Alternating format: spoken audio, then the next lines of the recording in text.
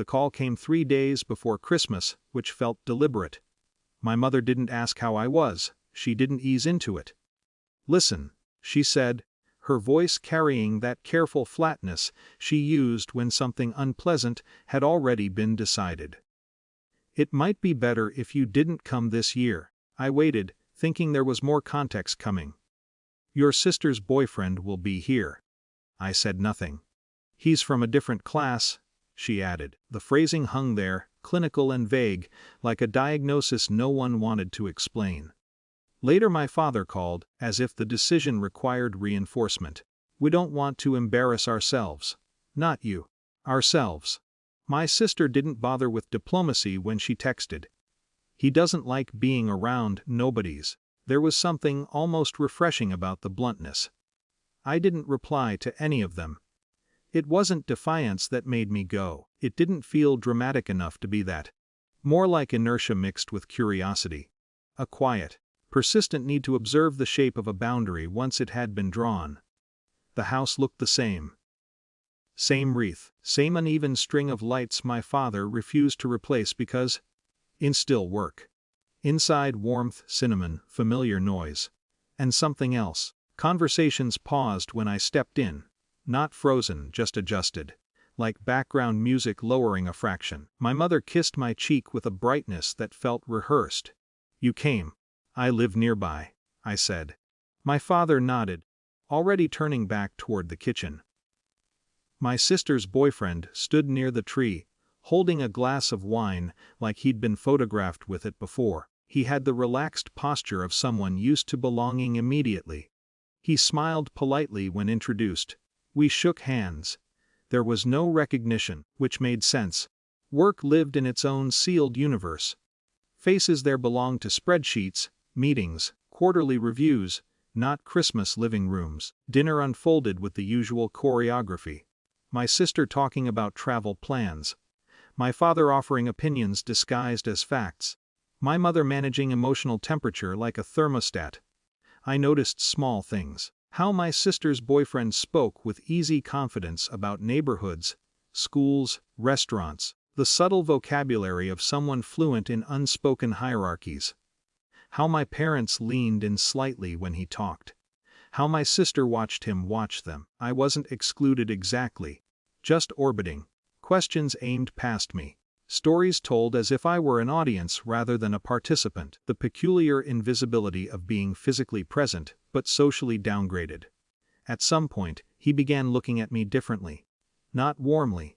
Not coldly.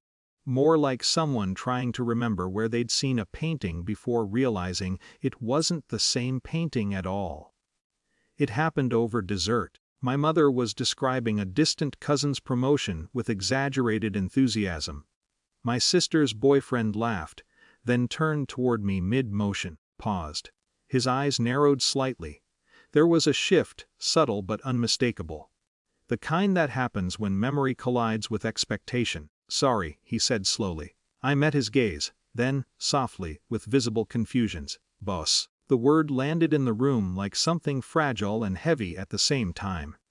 Silence followed, not cinematic, not exaggerated, just the natural vacuum created when social gravity abruptly rearranges itself. My sister blinked. "What?" He was still staring at me. "What are you doing here?" It was an oddly sincere question. I set my fork down. "I'm her sibling." His posture changed before his expression did, shoulders straightening, voice recalibrating, the instinctive micro-adjustments of professional reflex. "Oh." My father frowned. "You two know each other." "We work together," he said quickly. A hesitation. "Well," he corrected, "they're my director." Another silence, different this time. My mother's face performed a rapid series of calculations, confusion, disbelief, something approaching embarrassment but not quite settling there. My sister laughed, thin and uncertain. "Wait. What?" He shifted in his seat, suddenly careful. "Yes," he said. "At the firm." No one spoke for several seconds. Then the questions came, but they moved differently now. Voices softened. Curiosity edged with caution. Interest layered with something harder to name. My father leaned forward. "What exactly do you do there?" The conversations that followed felt strangely familiar. Except now they orbited me. My role explained. My responsibilities clarified. My authority indirectly confirmed through his language, his tone, his visible deference. Respect entered the room not through my words, but through his behavior. Which was the part that unsettled me. Nothing about me had changed in the last 10 minutes.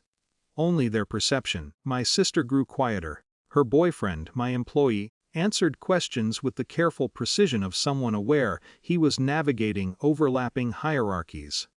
Dinner continued, but the atmosphere had tilted. Laughter became measured. Comments more deliberate. My presence no longer peripheral, yet somehow no less isolating.